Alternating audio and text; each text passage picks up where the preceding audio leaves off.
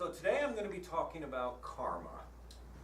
But before I start, I want to review a little bit from a previous sermon because you're going to see that the things I've been talking about over the last few months tie together. In April, I gave a sermon, What Might We Be?, where I talked about what it was to be human. And one of the most important aspects of our humanity for many people is what happens to us after we die. And I talked about four predominant concepts.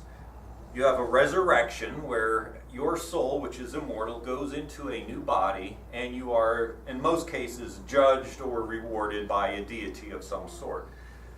You have reincarnation, which is the idea that you do have this immortal soul, but it's going to go from physical body to another physical body, and it may not even be a physical body on this earth. It might be on another plane of existence. Third idea is that of rebirth. The continuity of your essence occurs. It moves on into other life, but you, as a permanent immortal soul, don't exist. But the actions you take, the values you have, go out to influence other life, and that's rebirth. And finally, you have a purely materialistic evolutionary perspective that there's no soul, no immortality, no essence, and when you die, you simply go back to the earth and become essentially fertilizer for other life, but there's nothing mystical going on. So those are the four basic views. Those aren't the only views, but they're fairly common in our world today and encompass the majority of thinking. Now you may be wondering, what does this have to do with karma? Well, as you will soon see, it has a great deal to do with it, because matters of death and what comes after death seem to drive a great many beliefs and philosophies. And you're going to see this yet again in my last sermon, The Ultimate Question, in 2 weeks, where, once again, what we think happens to us after we die drives what we believe, the questions we ask, and the way we live. So what is karma? Most people probably have some vague familiarity with karma. You've heard the phrase used probably many times in your life. It's the notion that if you do something bad, that's going to come back to bite you. That bad will be returned upon you, and if you do something good, good will be returned upon you. But there are many variations of karma. And some of these do indeed tie into the view of the afterlife. So we're going to start with a few basic points. First of all, karma literally means action. And it refers to the actions we take in our life. First point, unlike the final judgment, karma is not a form of reward or punishment that's administered by gods. Rather, it's viewed as a fundamental law of the universe, just like gravity. It's something that just happens because that's how the universe functions. So there's not an external judge administering karma. Karma just happens because that's the nature of life. Secondly, karma comes in a variety of forms. It transcends religious boundaries. It does not belong exclusively to one religion or philosophy, and because of that, there are many flavors of karma. Third, karma cannot be studied in a lab or proven. It is speculative, and to some degree, large or small, it is a matter of faith. But it is a matter of faith that is extremely important to a great many people, and indeed is foundational to their morality and ethics. 4, a belief in some forms of karma do not actually require a belief in reincarnation or rebirth, but most forms of karma do. And 5, for many, karma is absolutely foundational to ethical living. People in Western religions often believe that morality and ethics come from God. In Eastern religions, it's the karmic laws of the universe that are the foundation for morality and ethics. And by the way, karma applies to the gods as well as to humans. It affects all beings on all planes of existence. So having laid down these guidelines, let's look at some definitions and variations and understandings of karma. First of all, I'll quote Joseph Goldstein, who's a well-known Buddhist teacher. Karma is a Sanskrit word that means action. The law of karma refers to the law of cause and effect, that every volitional act brings about a certain result. And the key here is volitional act. It's something you determine to do. If we act motivated by greed, hatred, or delusion, we are planting the seed of suffering. When our acts are motivated by generosity, love, or wisdom, then we are creating the karmic conditions for abundance and happiness. An analogy from the physical world illustrates this. If we plant an apple seed, the tree that grows will bear apples, not mangoes. And once the apple seed is planted, no amount of manipulation or beseeching or complaining will induce the tree to yield a mango. The only meaningful action that will produce a mango is to plant a mango seed. Karma is just such a law of nature. Karma is the law of cause and effect on the psychophysical plane. Now, this notion of planting seeds, you're going to see this a few times today. It is a great analogy for what karma is. The second definition comes from ZenBuddhism.net, the website. Everyone in this world is subject to the great chain of causes and consequences, successions of rebirth and death called karmic law or karma. The cause is generally compared to the seed, there's that word again, and the consequences to the fruit. The fruits of karma are harvested in the form of happiness or misery depending on the nature of the acts committed. Every thought, every action, every word leaves vibratory imprints, karmic seeds, and these imprints ripen, drawing us to corresponding consequences or consequences of the same nature, and therefore form what happens to us, to our personal reality. So we reap what we sow. If I plant eggplant seeds, I will get eggplant, not cabbage. Moreover, don't we say in the popular expression that kindness attracts kindness and violence attracts violence? This is karma. Karma is a very misunderstood concept in the West. It is falsely interpreted as a kind of unchangeable destiny, a kind of punishment or divine reward for past actions. And here's the final sentence. Think on this. Karma is neither a punishment nor a reward. It is simply a gigantic cosmic mirror that reflects back what you emit. So, a couple of long quotes there, but I thought they were excellent to lay out definitions and understandings, and even those two don't necessarily go together entirely. So there are basically three ways to look at how karma works. Or perhaps I should say it this way. There are three different places that you can plant seeds to watch them sprout and grow. And these are dependent on your views of the afterlife. Number one, karma will influence what you come back as when you are reincarnated. If you have the view of reincarnation of an immortal soul, known as the Atman, then where you come back in your next life is largely determined by the actions you have committed.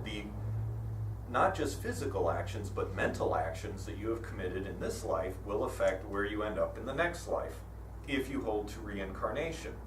Number two, karma will cause some other life or lives to receive good or ill in the future based on your actions now. This is the concept of rebirth. There is no permanent you that comes back in another body, but there will be other lives influenced very much so by what you do in this life. That's the view of rebirth. And the third is karma will affect you in this life. The good or bad you do now will come back and affect you in the future, in this life, and it is as unavoidable as gravity. It's a law of nature, it's a law of the universe, and it will happen. And this view requires no belief in rebirth or reincarnation. So let's unpack these one by one. For those who believe in reincarnation, the soul comes back in a new body, and the deeds that are performed will determine what you come back as. But you may not even return to this world. In fact, in the cosmology of the Buddhist time, there were 6 worlds, or 6 realms. The realms of the gods, the titans, humans, animals, hungry ghosts, and demons. And depending on where you end up, you can still work your way up and down this hierarchy. Even the gods are subject to karma. Even the demons can do good and work their way out of the hell realm. It's all based on your volition, your will, what it is you're trying to do. I mean, if you accidentally do a bunch of good deeds, those don't count. You have to be wanting to do the good deeds. And conversely, if you're trying to do something good and it works out badly, which happens to all of us, your intentions are what matter. So, you could end up in any of these realms. And by the way, I'm not saying these realms are literally true, but many people do think they're literally true. And that reincarnation is this constant up and down the scale of the realms based on your karma. As I've said before, there's yet another view. It's called rebirth. This is often confused and conflated. That's your vocabulary word for the day, conflated. Putting things together that shouldn't be put together. Rebirth is different from reincarnation. There is no immortal soul that survives your death. And many forms of Buddhism teach this. By the way, reincarnation is largely held by Hindus, Tibetan Buddhists, Jains, and Sikhs. And there's probably other groups too, but those are the largest ones. The other groups of Buddhists outside of Tibetan Buddhism don't hold to reincarnation, they hold to rebirth. This is the belief in the continuity of life tendencies for karma, from one life to another. And I'm reading this definition from sokahumanism.net. Rebirth is the Buddhist belief in the continuity of life tendencies for karma from one life to another. This means that rebirth indicates the continuity of the essence of one's tendencies, not one's person or individuality after death. So you don't survive, but your tendencies do. In a more accessible vernacular, if you act like a jerk, those jerk tendencies continue on and manifest in other jerks in the future. People and actions will be jerk-like. If you act like a jerk now, you are sowing the seeds of future jerkiness. And conversely, if you are sowing the seeds of goodness and kindness, those seeds will grow, and in the future, those tendencies will come out in other life. Not you, other life. What seeds do you want to plant? What do you want to come out in the future? What influences do you want to leave behind? In this view of karma, you are literally doing these things. The actions you take each day are literally sowing seeds for future life and future tendencies in that life. This version of karma is built on the idea that there is no permanent self, or no self. We are not permanent things. We don't have permanent souls that move from one body to another. We are processes, not things. And it's a very hard notion to wrap your head around. And I'm going to let Zen teacher Brad Warner explain it, because I love his books and he puts things in very easy to understand terminology. Reincarnation assumes the existence of an I, or me, who takes on a series of different bodies over time. Rebirth is more about how the causes and conditions that created and sustained you continue after your death as an individual, and may manifest as a conscious being who mistakenly believes that they are an I or a me, but actually are not.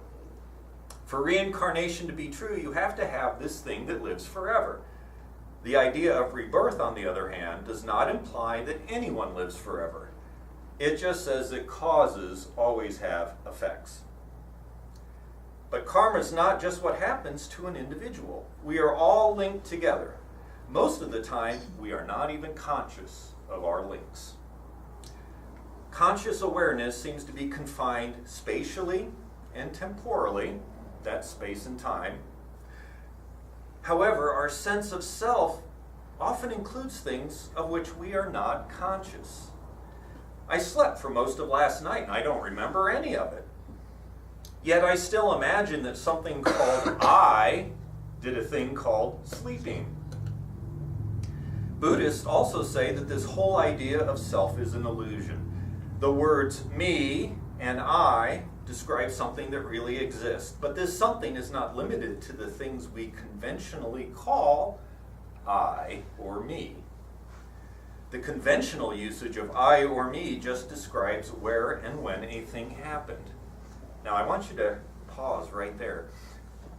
I know some of this sounds crazy, but think of what he's about to demonstrate and see if this doesn't make some sense.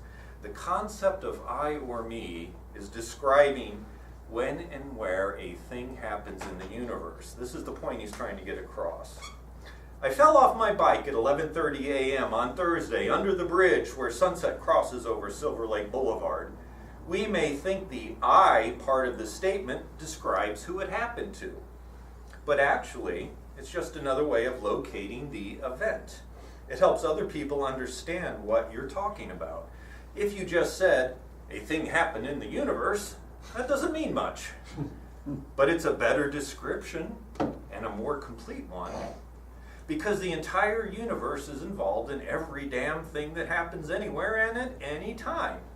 But the feeling of a skinned knee occurs in that part of the universe I call me.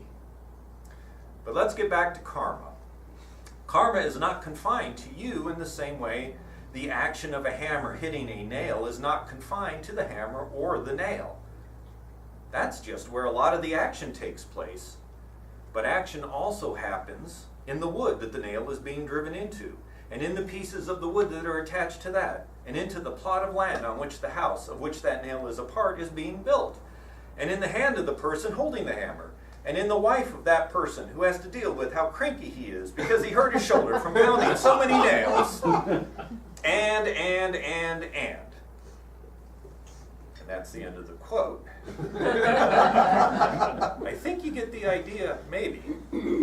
I will tell you that this idea of no self, of thinking of yourself in completely different ways, is something that you actually work on for many, many years. Meditation's a part of it. It's very important in Buddhist teaching.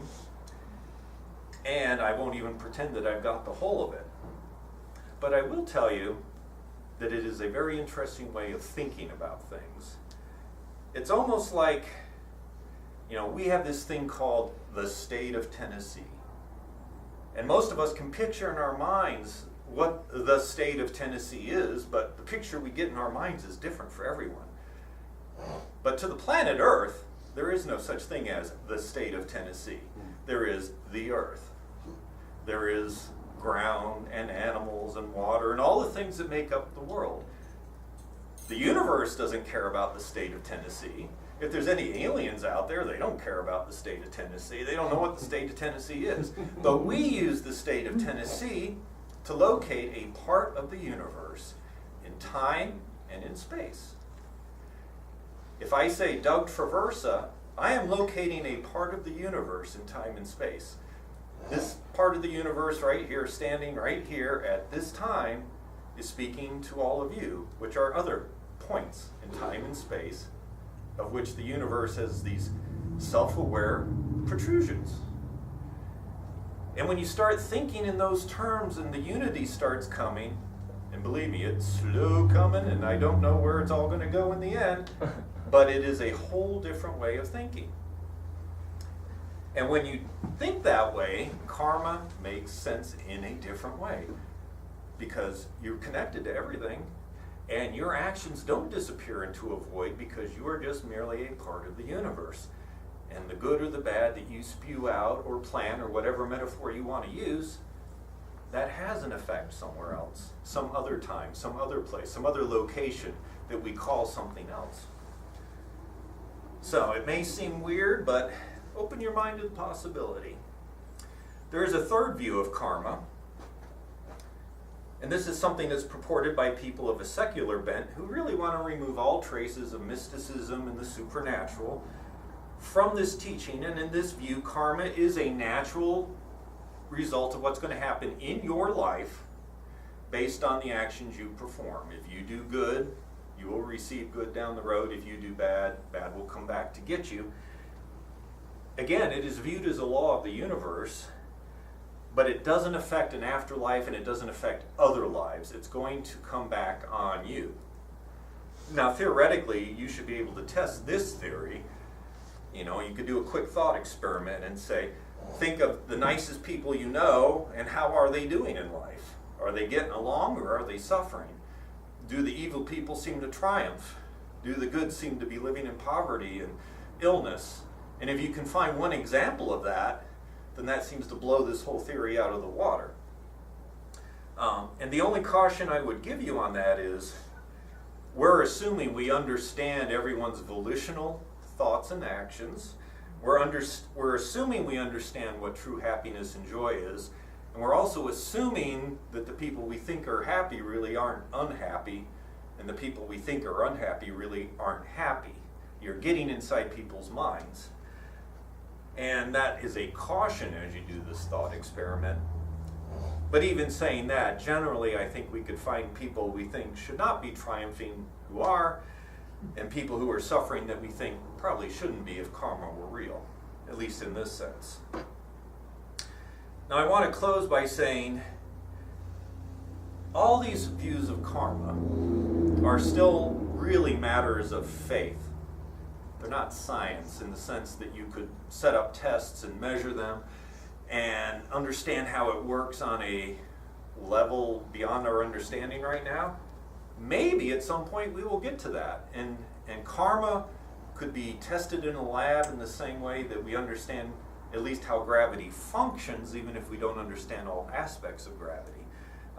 You can still use gravity to do things like launch space probes and swing around planets and use the gravity to accelerate them out to further planets.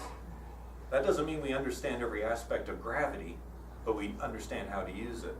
It's possible karma might become more than a leap of faith at some point. I don't know. Nor am I saying that you should believe in any aspect of karma.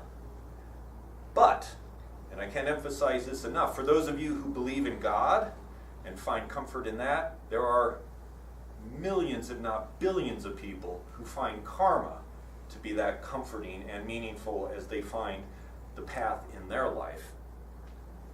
Karma provides two purposes. It provides a groundwork for moral and ethical living for many people. And for some, it provides arguments against evil living. And it may provide a hope that there is justice in the universe, that evil will not go unpunished, even if it's not being administered by a God. And even though it can't be proved, it is invaluable to many people and the core of their belief system. It should merit more serious study, I think, than certainly more than people in the West tend to give it. It's sort of this quaint notion that we mentioned briefly, joke about, perhaps, karma's going to get you, but never really given the deep, serious consideration by many people. In fact, most people don't know very much about it in the West. And perhaps we should be looking at it more closely. Finally, I'm sure that in the second hour, when we have our discussion, I will be able to answer all your questions. So please do stick around for the second hour.